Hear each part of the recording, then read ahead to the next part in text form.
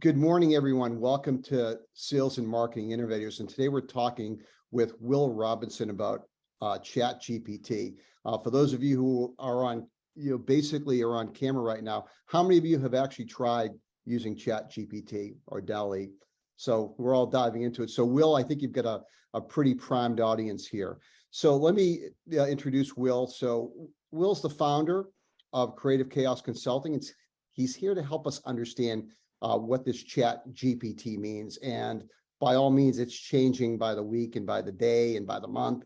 So, what's happening today will be different, in a month or so. So we'll quickly recognize that OpenAI's ChatGPT could seriously disrupt content creation and strategy. And if you've used it, you can see exactly what we're talking about. He's researched its limits in its applicability to sales and marketing. For those of you who haven't met Will before, he's a Boston-based entrepreneur, passionate about bringing innovative products to market and helping businesses grow, pivot, and scale. He's led product marketing and sales and consulting teams from startups all the way to the Fortune 100. An inquisitive lifetime learner who has developed and launched new products in several markets, including AI and ML, so artificial intelligence and machine learning. Will, I'll have some questions on that later on, and how ChatGPT solves a lot of the heartburn we've had with that over the years. He's also been involved in security, health tech, and he's worked with CRM in B2C and privacy and mobile. So you can put your questions in the chat or feel free to raise your hand and we'll do that. We're going to run to about 8:45 today. Based on the subject matter, I'm expecting a lot of questions here. This is a hot topic and clearly something that's going to impact every single one of us. So Will, honored to have you here. I'm going to turn it over to you. Awesome. Can everybody hear me okay? I'll try to drive this as best I can, dealing with some technology hiccups this morning. But I mean, from a marketing perspective, I can't understate how important generative AI is as far as sort of redefining your workflows and your strategy. And so this morning, I want to keep this pretty interactive. I should be able to flip between some slides I prepared that I'll walk through, and then some interactive demoing of ChatGPT. So for those of you who think this space is moving fast, I'm not sure if you caught that ChatGPT 4 was released this week. Which was actually ahead of schedule. But what I'd like to do is, again, make this very interactive. I think the moderators can sort of manage at least my talking a little bit, interrupt with questions as appropriate. I'll try to monitor things. I can talk very quickly. Occasionally I breathe between thoughts. So if I go through something too quickly or you want more detail, please let me know. I have a lot of content to cover, so if there are some questions, I may park them. But I want to flip through some slides. But before I start that, I want you to think: what is your AI strategy? What is your ChatGPT strategy? Because, like it or not, as marketing people, you should be forming that now. Is sort of the punchline. So let me see if I can do my share screen and bring up some, not earth-shattering, but interesting slides. Hold on a second. Okay, can people see that somewhat kludgy slide deck? Let's see if I can get it into presentation mode. Looks great, Will. Okay, well, you haven't seen my slides. So really the punchline, ChatGPT is a marketing hack. There really are very few marketing hacks, and hacks tend to be somewhat gray anyway. So current solutions are evolving, but they're good enough. They cut your content production, by a factor that's significant. Solutions are evolving. We're in a gold rush. The ChatGPT data is old, circa 2021. There are huge IP and legal issues. And it looks like everybody's pushing to, at least the big boys are doing incremental solutions when they're not shooting themselves in the foot. So as a marketing person, I think really it's sort of embrace, assess, and deploy. Figure out how generative marketing can fit into your workflow, test with some stuff and understand that you're going to be adopting this. So now that's sort of the punchline. Little quick agenda, basically an overview of AI, some of the problems which are significant, large language models and what people are investing in. Couple of quick shots of DALL-E as its generative content and relevant to marketing people. And then diving into ChatGPT and marketing with examples, talk a little bit about the future. And then really, I'm going to sort of open up the ChatGPT and DALL-E workspaces and show it to you in action and with a few things that I already did. So let me start, unless there's any major questions, and just sort of if one of the moderators puts their hands up when they want me to stop or talk, that would be awesome. Will do, Will, go ahead. Okay, AI, some basic definitions. We all think, okay, robots, basically computers that think like us and can act like us. And that is both a problem and an opportunity.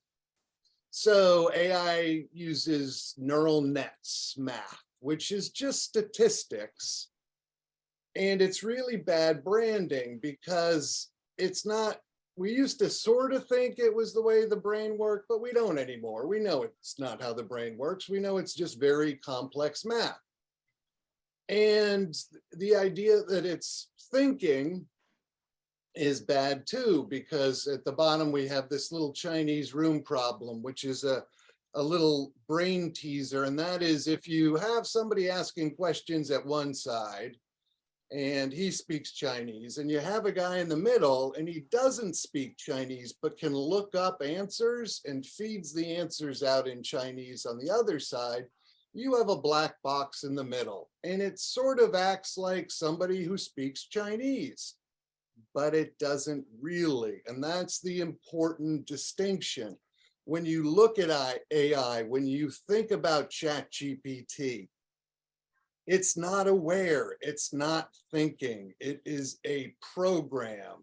When I like to say ChatGPT is a really good, slightly insane programming application or a word processor.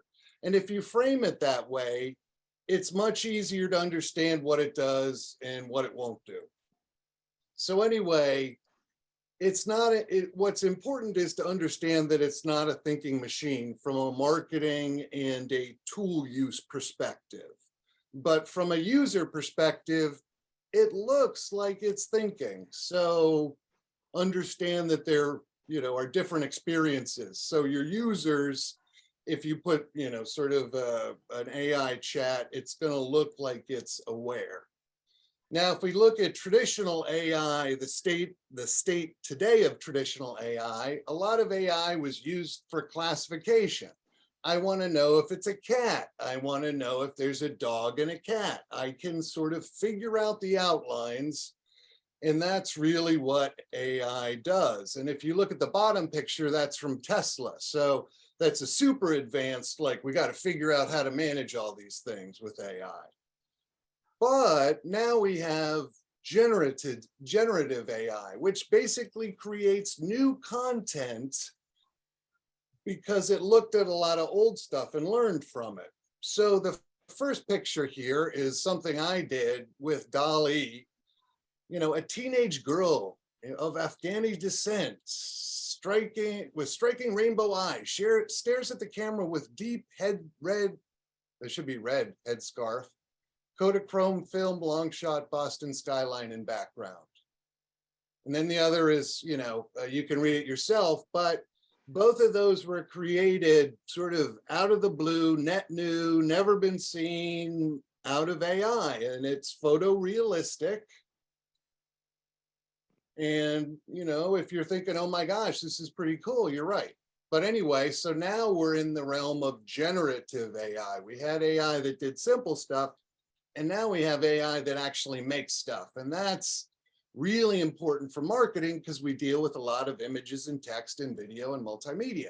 So if we pump that into text, we ask it, could you write a promotional email for 50% off custom framing for the month of October? Or what are the best free keyword research tools for small businesses? So the example on the left is really sort of as a content generator. And the example on the right is sort of a really smart search engine that sort of can give you plans and advice. So again, from a marketing perspective, if you're thinking, wow, that would sort of be an understatement. So the way ChatGPT works is it's based on this newer advancement called a large language model. And what that means is it basically can understand and read text and understand sentences, paragraphs, structures, and how humans talk and write. And the GPT is generative transformer algorithm that again is basic. ChatGPT is an LLM, and that's the heart of ChatGPT. So what is it? So you got the if you look on the left, you got this large language model, natural language processor. The natural language processor lets you talk with the large language model in sentences and phrases like it would in individual, but it also has these censor rules because it can do bad things, it can make bad things. And obviously from a brand perspective, you don't want your AI telling, people to suicide themselves, which we've actually seen. So anyway, sort of a little timeline. OpenAI was this nonprofit AI consortium. They piloted a guy in to turn it into really a money-making venture, and he said, let's focus on LLMs. They built the LLMs, they trained it in 2021. Then they needed to give it some sort of ethics because again, it's just it doesn't understand language, it can't think. So you don't want an uncensored thing to speak with you that scraped the internet. So they actually had Kenyans sort of ask it questions, say, this is a good answer, this is a bad answer, you can't say this, don't say this, don't say this. So they had the censor rules, they released ChatGPT 3 in November, and they've already come out with 4. So the market is moving super fast. But the punchline is, can you use these tools today? Absolutely. So a little bit more on how it works and why that's important. So basically, these LLMs scrape the internet, 45 terabytes, and looked at how all the words were paired and built this statistical model because it understands words and says, okay, if I've got this search phrase, I like to eat blank, blank, blank, it's going to say, well, from what I learned in the internet, it's most likely food. As it gets more complicated, again, you get more choices, but the statistics are super advanced. So they're literally, it says this word is statistically supposed to come after this word. There's no I'm writing a sentence or bringing a, sort of key idea into play. It's just statistics. And the little bell curve on the bottom basically says, if you're doing something with cats, you're always going to get a great answer because there's a ton of information about cats on the internet. But if you're health tech, IT access software, you're way out on the bell curve. So its ability to generate content about cats, super good. You know, niche software, not as good. So quick run through some problems, but let me actually pause. Are there any questions from sort of the setup? Oops, sorry. Well, we don't have any questions in the I have chat. a We question. have one Okay. example, but someone might have a verbal question to ask. I have a verbal. Okay. Great. Has there been any update as to when they expect to update the model? You said in 2021 was the last time. Is there any public? I have to look at, I don't think they re-scraped for ChatGPT 4. They updated the model, but I don't think the data set, but I'll have to look that up. I mean, one of the problems is there are increasingly big IP issues that are looming over this space. But I don't know off the top of my head, you know, when they're going to sort of re-scrape or how they're going to re-scrape, because I think part of releasing ChatGPT and 4 sort of this way was to really figure out the application space and also the implications, because there are a lot of issues with this technology. So let me go through those now. Hey, Will, quick question with respect to scraping. Now that this has been incorporated into Bing, does that change the scraping dilemma? No, there are, and I'll get into that right now. Okay. So, well, there's a little nuance there though. So security and privacy. Anytime you use ChatGPT, you're going into their data center. So if you've got proprietary client information, stuff like that, you're probably breaking a bunch of laws. But again, the reasons for using it are compelling. A lot of times it's not proprietary data, but it is something you need to be aware of. As I said, there are some other privacy issues that are looming about, you know, sort of how they collected the data, how the data was accessed. And I'll cover those under the legal a little bit more, but basically assume it's not private. Anything you send is not private. You know, if you're an average business user, are you probably, you know, 99% covered? Yes, but you know, there are risks. Hallucinations. So that example I gave where I, you know, sort of said, give me this image of this woman or girl, and it produced 4 images. And one of these images doesn't look like the others. And you're like, wow, okay, why is that? Well, part of the way that AI works is it compresses data and does the statistics, but it doesn't know what it's doing. So every once in a while, it throws out this totally wacky random result. And so if you're depending on it to do 100% accuracy 100% of the time, this is not your tool. Again, you're using this to frame content, to do initial drafts, to do outlines, to get ideas, but everything has to go through some type of copy, edit, or review, because sometimes these hallucinations are mild, and sometimes, again, they, you know, in a chat, they tell the user to go suicide themselves. So you should, you know, a lot of people freak out when a computer says go suicide yourself, but they don't know what suicide is. Remember, they're not thinking, they're not conscious, they're not even aware of what they're doing. So the word processor analogy is much better because it sort of gives you an idea of the limitations. You're not like, hey, this is going to do everything for me. It's automated, and, you know, it's a very cool tool. It is fantastically cool, but it's not fully baked, it's not productized, and we are really in the early phases of this technology. So I said, sometimes people don't quite understand what it does, including the companies that build this stuff that spend 100 million. So, Google had its, sort of chatbot make a very simple mistake. Now, if you read what it produced, it looked really legitimate. And that's, again, the problem with this stuff is it totally looks legitimate until somebody goes, hey, is that year right?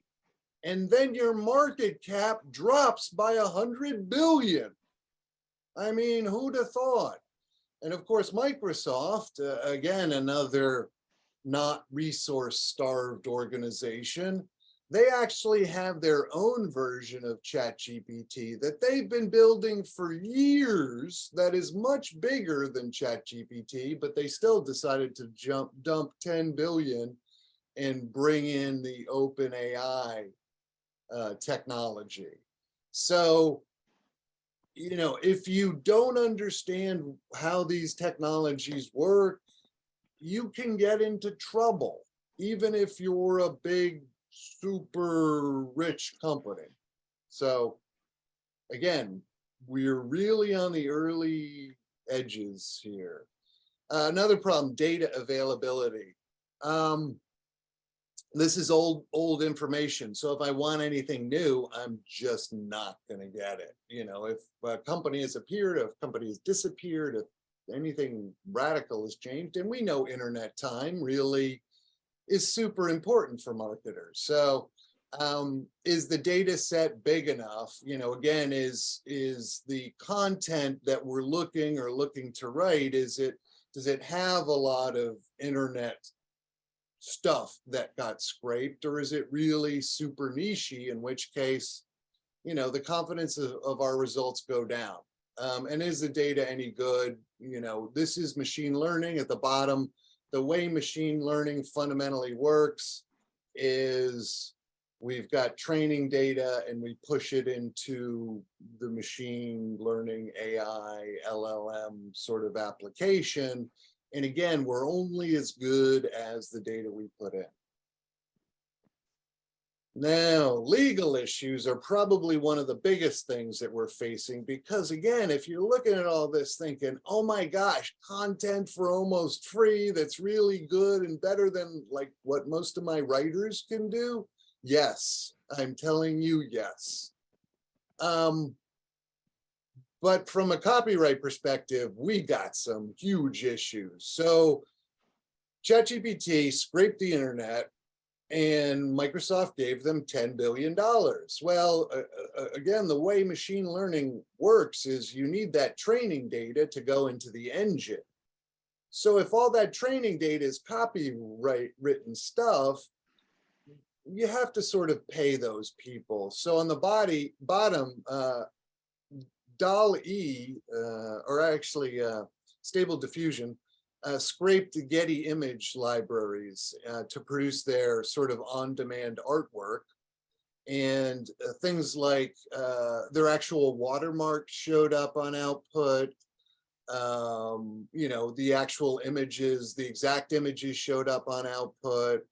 But Getty basically said, hey, if you used our stuff to make your product better, shouldn't you be paying us? And that's sort of basic copyright. So that's right now winding its way through the court. But, all of this stuff that's basically free right now with this huge training sets is probably going to get a lot more expensive with a lot more bounded training sets in the near future.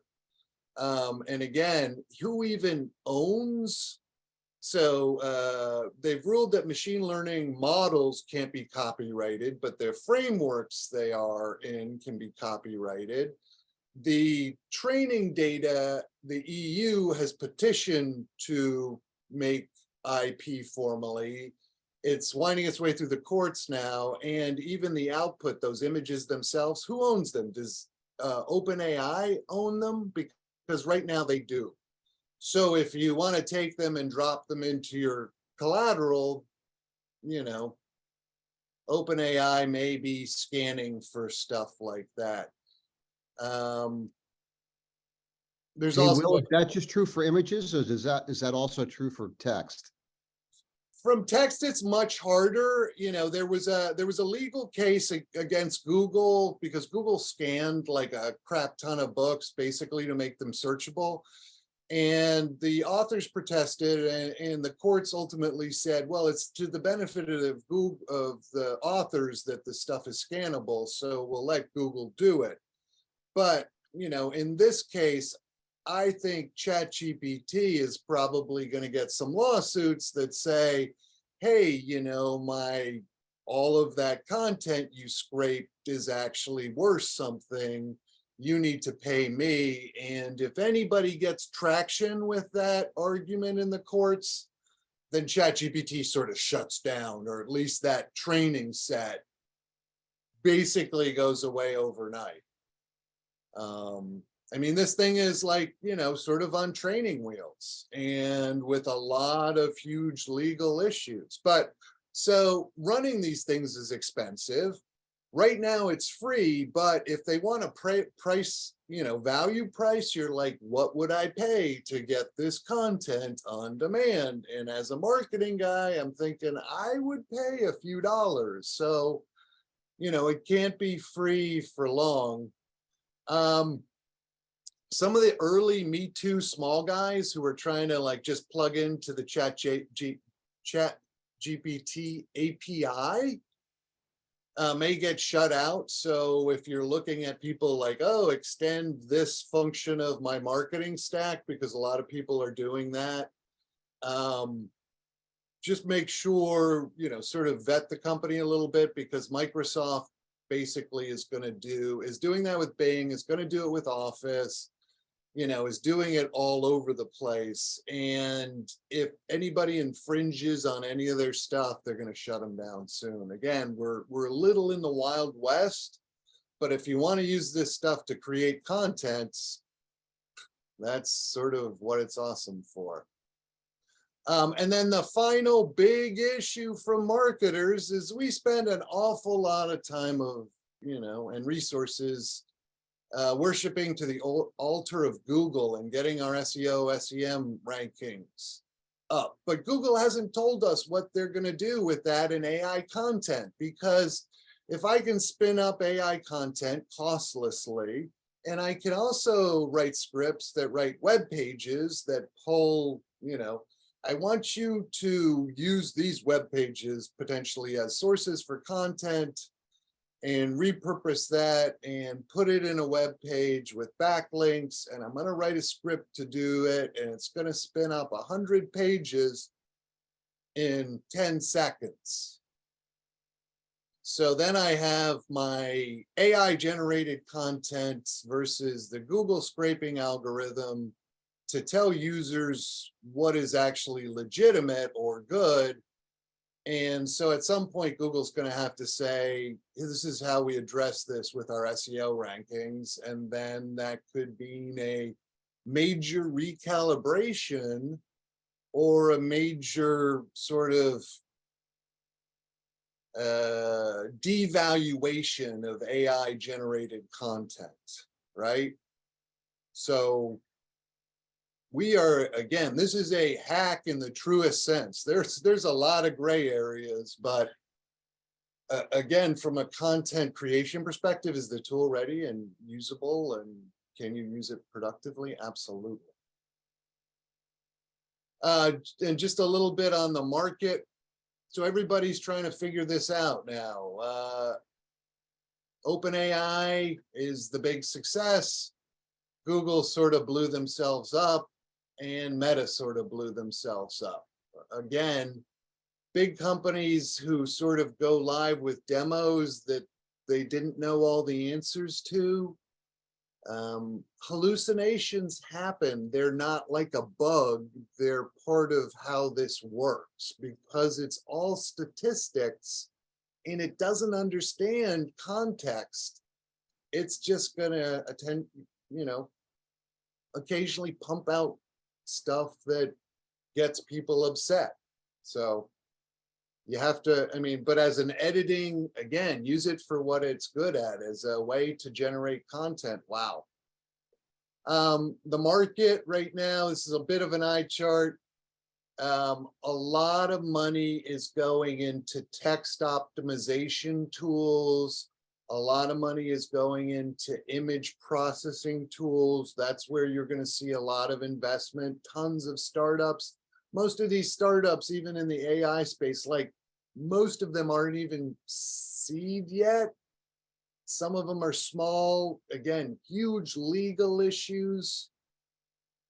Everybody's, because Microsoft, OpenAI is sort of the gorilla, and you've got Meta and Google there, everybody's focusing on that interface to the generative thing. That's the punchline on the right. It still could be dealing with text, which is 30% growth, but it's really plugging into those LLMs, those APIs. And then if you look at the other side, you see more sort of granular detail as far as investments, from some sort of marketing functions or areas. So a lot of investment, a lot of gray areas, but the tools work. Let's pause there for a second before I dive into sort of the learning lab and examples. Does anybody have any questions? Question. Can you focus your query, your prompt at specific websites like you can with Google? No. Right now, at least not with ChatGPT, unless they've changed it recently. It's not directly connected to the web, so you can't point it to specific websites. It did that scrape in October 2021, and that's how it understands everything. So all data looks current, right? Give me, but I don't even think, although unless they hacked it, it will tell you, what the time and day it is, right?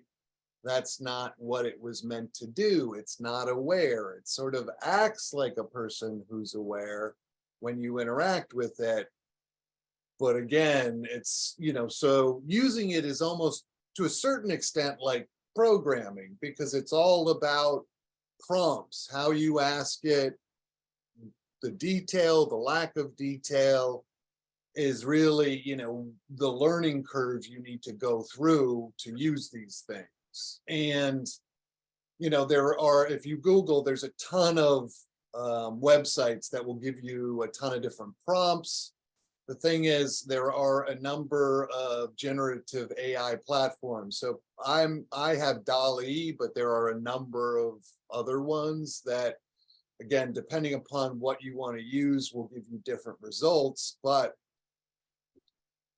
there's a lot of tuning. This is, for at least on the image side, it's not, we haven't got to the, give me the stock image, because if there's anything I hate more, it's going through stock images. And if there's anything I love more, it's telling, a creative team that I want the shot to look exactly like this. They sketch it out and then they make it happen. But, that costs a lot of money. So I can almost do that. And we will all be able to do this very, very shortly with image generative AI. So I asked it, actually, this was a prompt that I entered from a different system. Give me this image, warm lighting, natural colors, high resolution textures, ultra detailed, photorealistic, 8K. Octane Render is a rendering engine. You can do different, you can basically give this like f-stops and it'll act like a professional photographer. And it will give you variants of what it comes up with. Again, these aren't images. These were all created in near real time from statistical analysis. Related question to Neil's question. Sure. Yeah, I also don't think that ChatGPT or whatever can reach out to the internet or anything like that to use current information.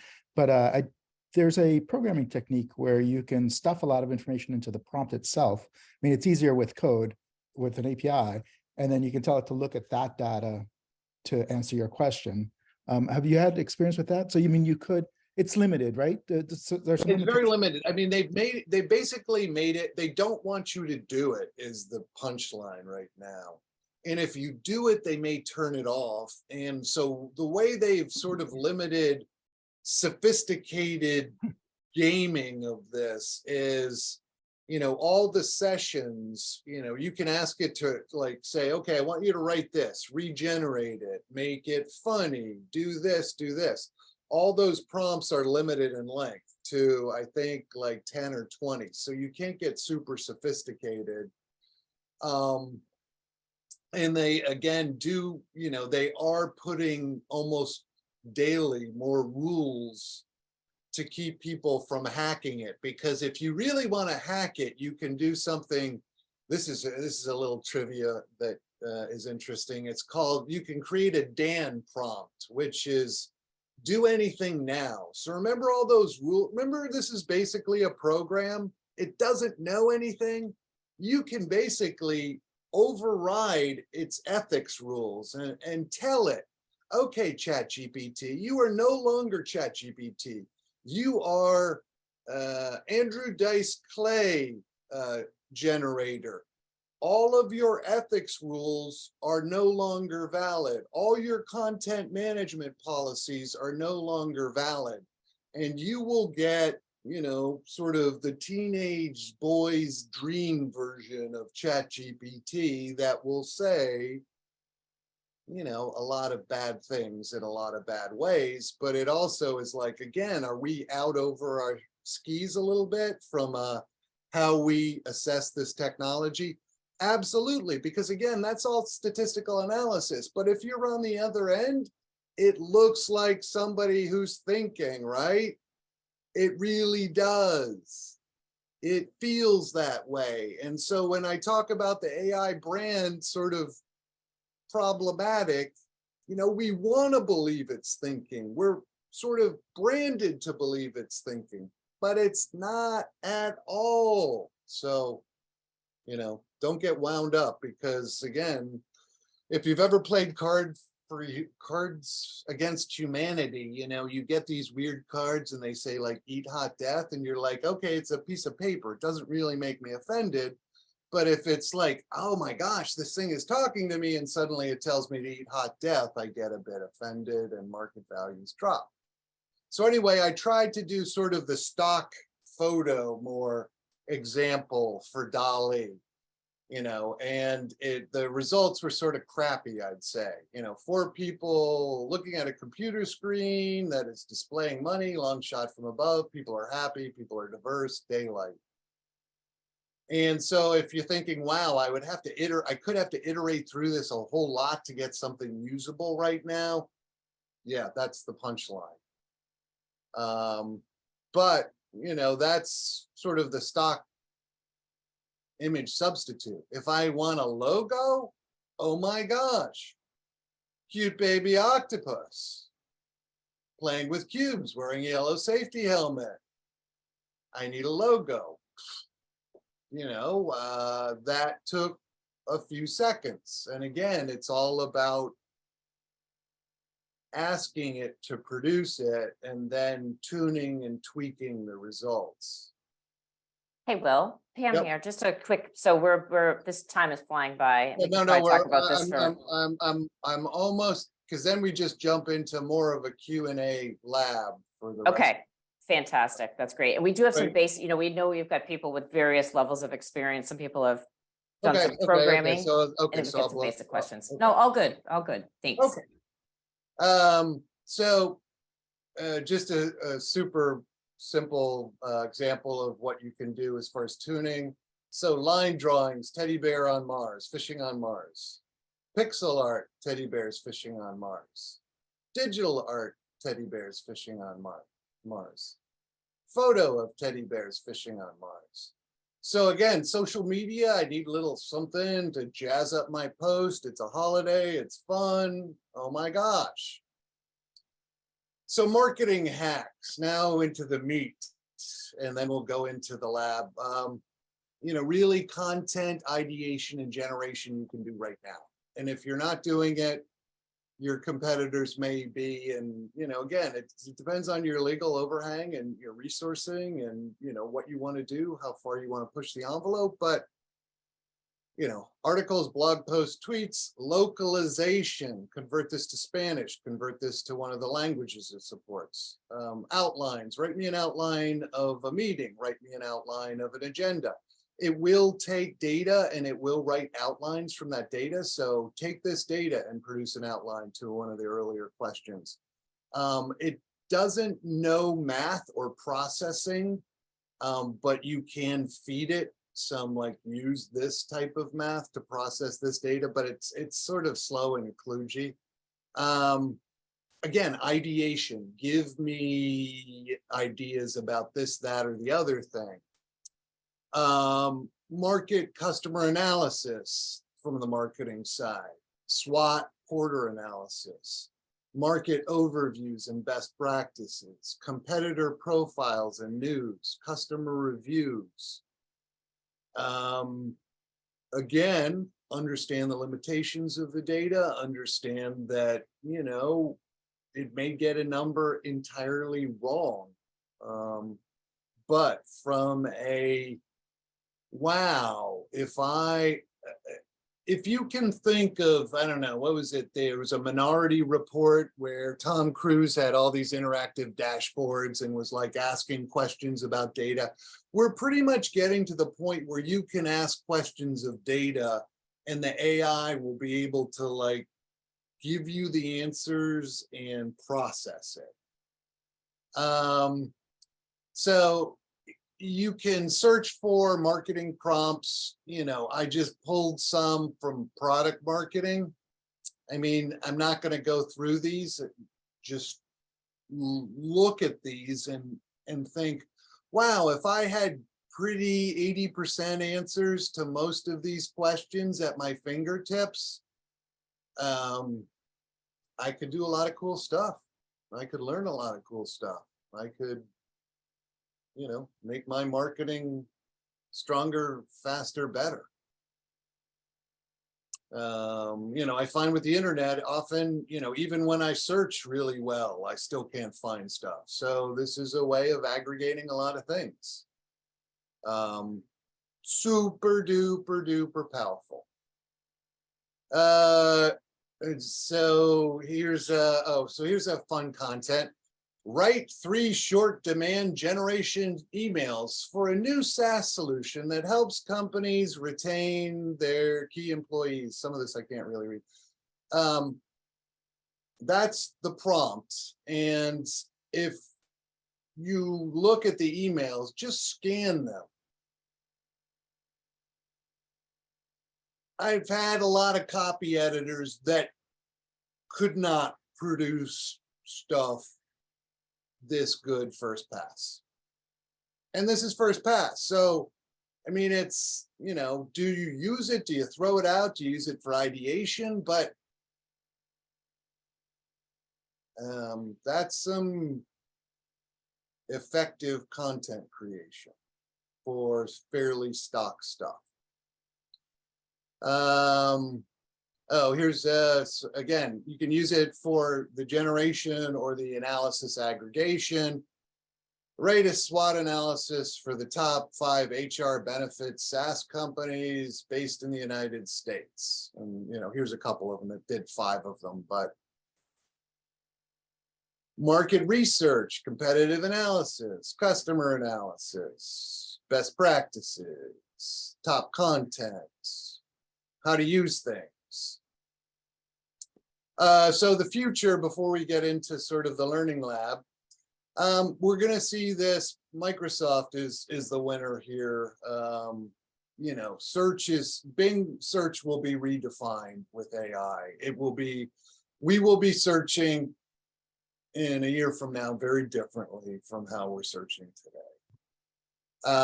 You will see them in the the Office 360, Office everywhere, anywhere, all the time. They are good at it. They have it. They will make it. They will light it up. We're going to see a flood of tools. Everybody's rushing into the space. Nobody's baked, and there are a lot of issues. We will see custom models that work on our own data. I said this stuff is expensive. They have models now that will run on cell phones. They're not based like on ChatGPT, but they produce similar output. So I can easily see, internal data sets or specific applications where you're really demarking, again, that training data, the stuff that it really processes it, whether it's your own data or copywritten data that you have access to or something else. It's going to be integrated with the web and every app under the sun. And, LLMS as a service, but by the time we get there, there'll probably be something else. Yeah. Hey, Will, let's, Yep. I know a number of folks on the call are involved in sales, and we've been talking marketing. You may be getting to the sales stuff. I think the biggest challenge for those of us who've run sales is death at the bottom of the funnel, and the inability of folks to turn around and get information. Concern number one, obviously, is going to be if I'm using ChatGPT, tell me what's happening with prospect XYZ. I think this language lag, probably temporary. I think over time, it'll get more real time, but that's a big issue. I'm just thinking in terms of, inside sales teams, how they can use this. I had the luxury of having a data science team to work with my sales team, and it was effective. A lot of scraping was going on, so everybody was prepared for a call. What have you seen on the sales side so far? Sales side, a lot of basic material spin up. Give me a playbook. Give me an outline of a playbook. Give me best practices. And again, you are absolutely right. This stuff is not fresh, but we're sort of probably months away from being able to do that. But it also brings in a privacy issue, because if I can harvest all those emails super simple from a tool, Salesforce is going to have legal issues. Zoom Info is going to have legal issues. The privacy guys are going to come around. But, at some point, effectively, you should be able to find out a lot of information in near real time about prospects or what they are doing. From a personal contact information, though, you are going to be fighting privacy headwinds, because increasingly that data you're not going to have access to. I mean, if I look at GDPR in the EU, that's coming for the US, and we are in a window right now. But from sales guys, I mean, oh my gosh, give me an intro letter, give me a strategy for this type of company. A lot of best sales practices are sort of selling 101, which is super well trodden ground for the internet. So you can spin up, and it's not going to be great, but it's going to get you 80, 90, 95% of the way there. If you've got sales guys who, have a specific client situation, don't want a marketing fire drill. I need you to email and proof this, okay, use this, develop one version. If you trust them to copy edit it, then they can send it out. If you don't, run it past me, so at least I can give it a once over, but at least I'm not in the content. I'm more in the content approval loop, not the content generation loop. And increasingly, I see that is sort of a model that people are embracing. Because there is this whole Tourette's thing. You really want to make sure you have somebody who's a good copy editor. Yeah. Now, the whole Tourette's thing can be bypassed, and you can even get past, AI detectors by pumping your content through something called Scribe, but the whole ecosystem is out there. You just need to Google. But as far as now, learn the tools, because they are here now and they are impacting your livelihood in a big way. I mean, I just cannot understate how significant these are to marketing people. Select areas for trials, again, approach it like a new technology, but one that is really new. Monitor the market, see what your competitors are doing, see what prompts people are doing, see what some of the startups in your space are doing, and realize that this is going to be part of your vernacular now. So this is going to be part of your marketing stack. People don't buy AI. AI is a technology. People don't buy technologies, they buy solutions. But you will be using AI solutions in 12 months. And if you're not using them today, you're not getting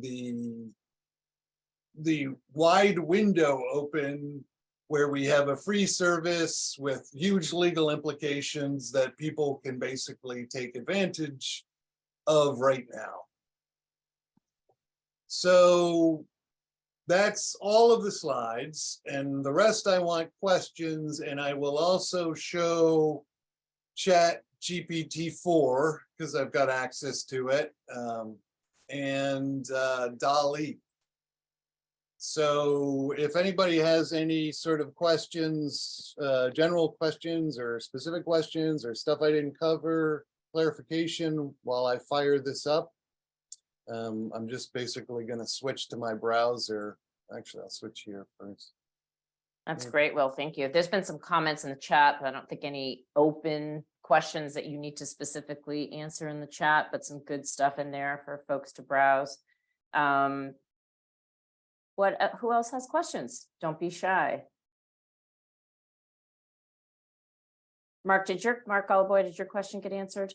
No, so Okay. I've been using ChatGPT throughout the call, just kind of for each thing that we hear from Will, kind of looking into it and playing with it and kind of getting more familiar with it. But I asked ChatGPT, what questions should I ask a ChatGPT expert about the impact of AI generation on sales and marketing? Right, very meta.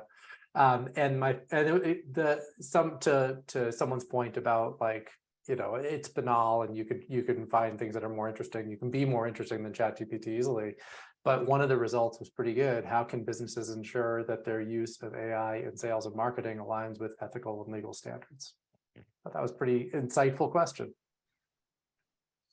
Yeah, unfortunately, the ethical and legal standards are one of those huge TBDs right now, which again, it depends on, sort of how you want to run the organization and, if you want to take advantage of a growth hack.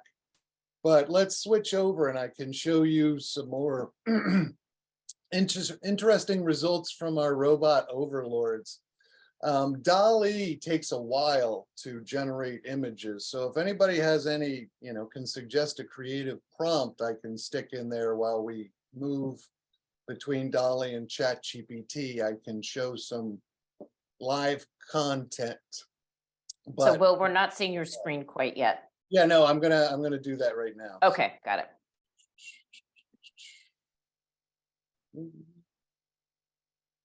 Okay, so this is ChatGPT, sort of the intro and overview screen, and if I can get my Zoom stuff to not hit the tabs. This is the workspace. I've got default to multiple models because I'm plus. So the default is ChatGPT 3.5, but ChatGPT 4 is available now. So you say, okay, what model, because depending upon the model, you're going to have different, and see, it gives you reasoning, speed, and conciseness. So, and we can see that they've optimized conciseness considerably and also got the reasoning and the speed up between 3 and 4. Now, stuff you have done in the past is persistent unless you clear it over on the sidebar. So I had this, please create a product roadmap for Instagram story, which is their video thing, in order to increase the number of posts. please be as detailed as possible, and whenever possible, use comparisons to other tools such as TikTok. So I am using a comparison for TikTok information as a competitor to frame this. And this is, if you want to just scan this, it's frighteningly good. And it literally, you know, Instagram story templates in Q2, Instagram and story template remix feature. Q3 has Instagram story challenges and story analytics. Q4 has collaborative stories and story soundtracks. And Q1 04 or 24 has story highlights algorithms with an explanation of what that is. I can't even explain a lot of what that is. So, you know, again, it looks like good, but if you're not an SME, you got to think twice. Write a SWOT analysis for the health of the healthcare security software market in the United States. I already did this. Let me see if I can regenerate it dynamically. So this is real time. It did one rev, and again, you can regenerate it for more precise, less precise, different style, etc. But, you know, if I want to understand, again, the healthcare security software market, because I've got a product that's moving adjacency into it, a SWOT analysis would be super nice. And again, I'm not going to trust it 100%, but I mean, it is producing these sort of while you watch. Growing demand for data protection, regulatory compliance requirements, technological advancements, increased awareness, high implementation costs. I mean, it's scary good. I asked it, what customers are saying about Drift.com software, be as detailed as possible. Drift is, you know, the big software company in Boston. And it gives this disclaimer, you know, as a model, you know, it's sort of, you know, Kavat emptor. Explanation of what Drift is based on customer reviews and feedback, easy to use, effective lead generation, improved customers engagement, great customer support, integration capabilities. However, you know, again, sort of a meta question, create a case study detailing how ChatGPT assisted a client in improving their search engine rankings. So teach me about ChatGPT. Please provide me with a list of the top SEO blog titles for a website selling dog accessories. Wow.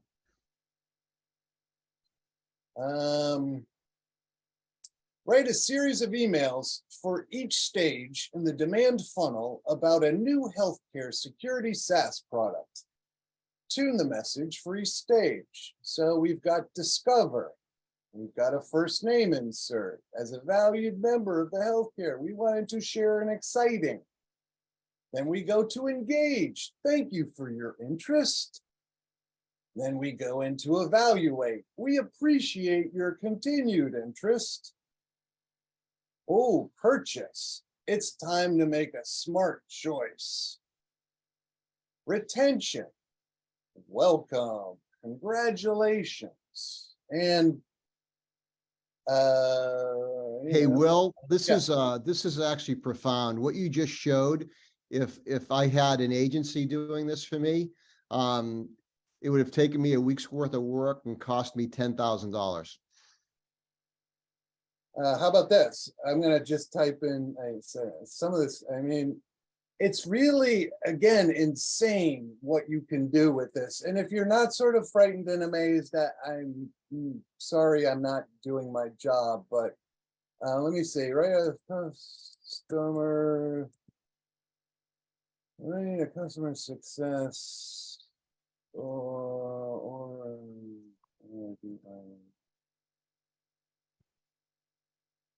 I'm sorry, I can't spell. I got ADD, dyslexia.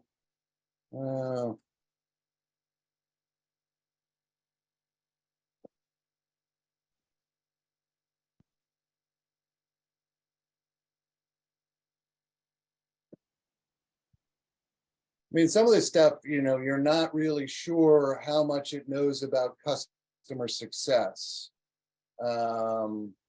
So obviously, well, it's thinking. I don't know why it's thinking. Usually it's a lot quicker than that. But if you think if I haven't impressed upon you that you could do like at least the drafting or outline of most of your marketing content, you can.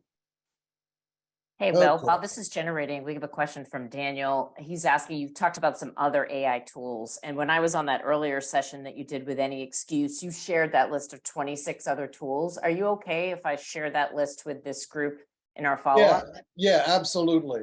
Okay. It's a moving target, and you can absolutely share that list.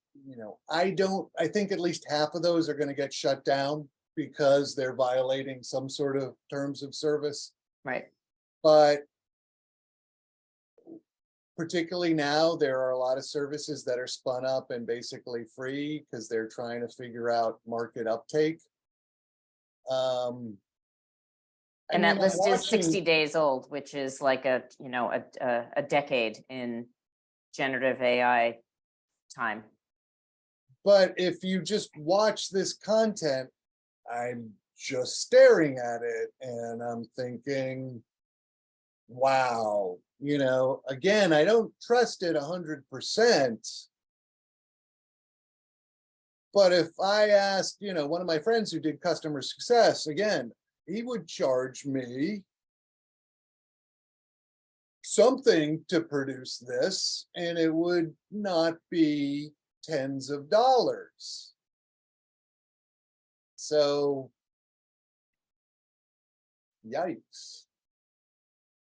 Anybody have a prompt they want me to type in? Okay, or anybody have an idea for Dolly? Because Well, Will, just a question on this with ChatGPT 4, does the responses bigger, longer than they were in the original? It seems even more, I don't know.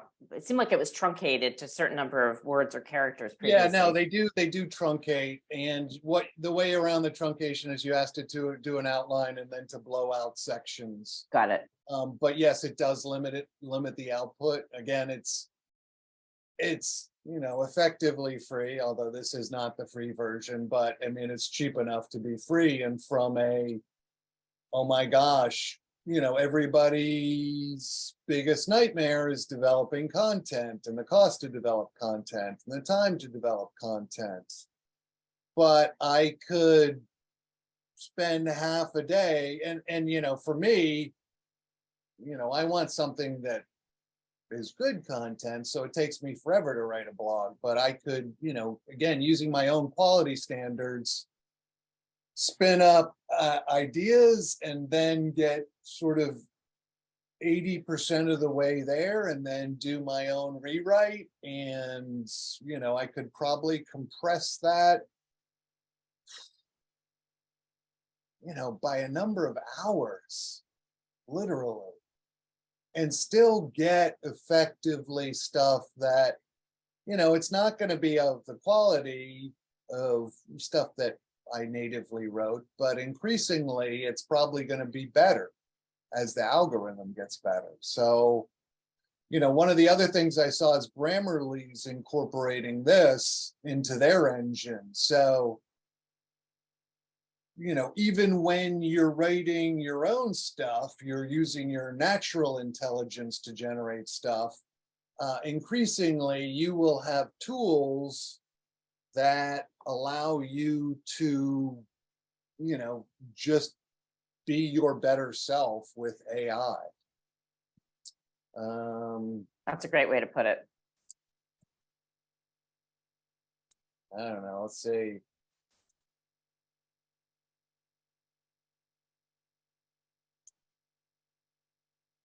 I like the examples they show here because, again, I know photography, but I don't know all the macro 35mm photograph of 2 mice, 3D render.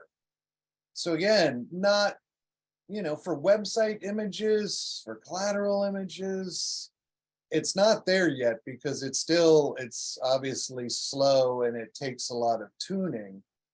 But for ideation or fun stuff, I mean, it's pretty fantastical. But so as you can tell, it's also slow. It takes much longer to generate. Yeah. Will, while Dolly is generating, we do have a question in the chat, which is about sort of refining. So if you look over to improve, what are some qualifiers you found helpful when refining? So make it more concise, make it more engaging, more coherent, et cetera, because that refinement is really one of the key attributes. Yeah. So let me see. Let me see if I can go to.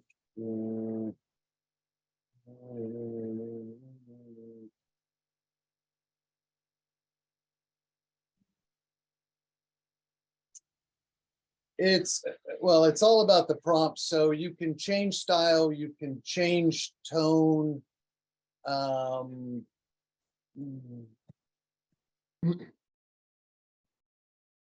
You can ask them to add detail. You can ask them, if you want an email that's in the tone of Hunter S. Thompson, it will generate that for you. If you want an email, again, that is in Spanish or a local language, it will do that. If you want serious, sad, it understands all those attributes. So it sounds like if you can think it, you should type it. If you can think it, you can type it. But again, this is a tool that's not super ready for prime time. So, a lot of it is getting the right results given how you learn to give the prompts. These are pretty good. Yeah, they are. I mean, you can ask it to write a song, a haiku, a poem. Hey, Will, I know folks we're coming up on. So let's just open up for questions then. Yeah, just, we've got sales and marketing practitioners and executives on the call. For folks that if you were to give your top 3, what people should be doing today, what advice would you give to everybody on the call when they hang up? What should they be doing within their organizations?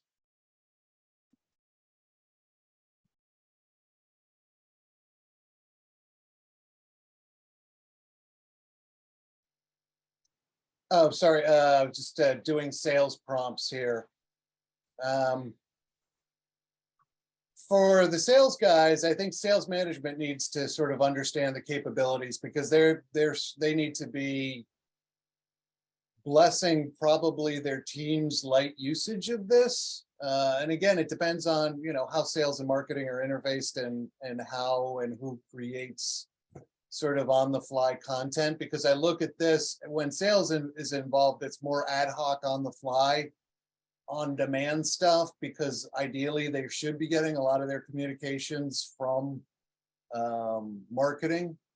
But from the sales side, it's playing around with it, introducing it to your team, telling them what it can and can't do, because there aren't guardrails when you're in this environment. You have to understand, again, that it's not thinking, that this is word processing more than anything. Mm-hmm. But oh my gosh, can you, again, sort of execute a plan with more detail, build a plan from scratch. There are so many different sales approaches for situations that you could ask ChatGPT about. The whole customer success is an area that is gaining a huge amount of attention and traction. And how do I add that to my organization from a marketing perspective? What sort of marketing assets do I need for even that entire function? And that help me create all these assets. I mean, we pretty much have become a content marketing function. And this is the biggest content generation hack that I've seen. You know, when I talk about the future, we will be able to go into our website and go, okay, I want you to change the tone of everything. I want you to change the branding dynamically, localized, you know, dynamic localization or by season or things like that. All that stuff, you know, you will be able to control through AI. And we are just sort of on the guts. Well, we got to create content. This is AI that helps us create content. And, you know, what's being done, you know, it's really good for text. It's getting there for images. Let's see what happened to our Boston skyline on Mars. It's still thinking, okay, there we go. But it's coming. And the quicker, at least we understand what's coming down the pipe, the better we can utilize it, you know, and make our functions better. So it is a hack. It's here. There are issues, but I would, you know, highly recommend, if not using it for stuff you're deploying, then using it during the editing and creation process minimally. And if you're not, then, I don't know, sell buggy whips. Will, thank you so much. Just, this has been amazing. You know, I think you kind of hit on the main points and ended on, you know, play around with this. When I first saw ChatGPT at Christmas time, which was not that long ago, I had the same reaction as when I first saw my first World Wide Web page, which was in 1996 or whenever that was. You know, this changes everything. And I think it's, you know, everybody here, I just applaud everybody for interest in the topic, going in and playing around with it, seeing what happens, share what you have, be aware of the pitfalls, which I think Will explain to us very well. Will, thank you for putting your email address up on the screen. I'll just share it again. It's willr@creativechaos1.com. And obviously you're also on LinkedIn. Lots of great stuff out there. So everybody, thank you so much for joining. We have another session, April 27th, which is on a very different topic, but building diverse sales teams, but no less interesting. So with that, we'll let you get on to your Thursday. Will, thank you so much again from all of us here at SAMI for joining. We so appreciate your time and your expertise in sharing it with us today. Okay, we will have a recording of If you have this. any questions, feel free to reach out via the email, and I look forward to meeting people now that we're back in the new normal and I don't have to live behind a mask in my office, which is Absolutely. We look forward to that too. Have a wonderful Thursday, everybody. Thanks, everybody. Have a great day. Great job. Bye-bye.